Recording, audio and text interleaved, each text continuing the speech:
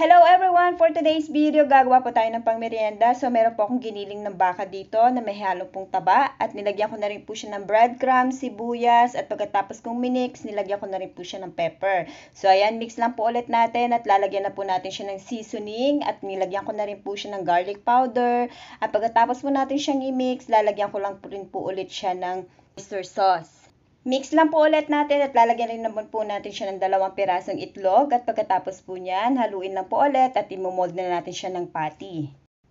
So, ganyan lang po ang aking ginawa. Kung gusto niyo pong gawing pang business, kailangan niyo pong timbangin para malaman po ninyo kung magkano ang inyong costing sa bawat patty. So, ipa-flat na po natin ang ating patties at gagawa na po tayo ng burger.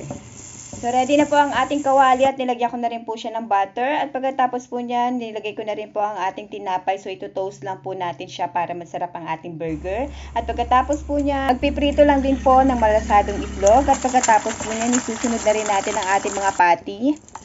So, ayan, lulutuin na po muna natin ang mga patties. At pagkatapos po niyan, nire-ready na rin po natin ang ating burger. So, tuwang-tuwa na naman po ang mga bata nito pag uwi, galing po school at meron na naman po silang merienda. So, gumawa na rin po ako ng Thousand Island para sa ating dressing. So, nilagyan ko lang siya both sides ng ating tinapay. At pagkatapos po, lalagay na rin natin ang ating patty. At isusunod na rin po natin ang malasadong itlog at ilalagay na rin po natin bawat isa sa ating burger. So, ayan. After po niya, lalagyan naman po natin ng cheese at lalagyan na rin po natin ng malasadong itlog sa ibabaw. At pagkatapos po niya, ready na siya at pwede na nating imerienda. So, yun lamang po. Maraming salamat. Tara, merienda na po!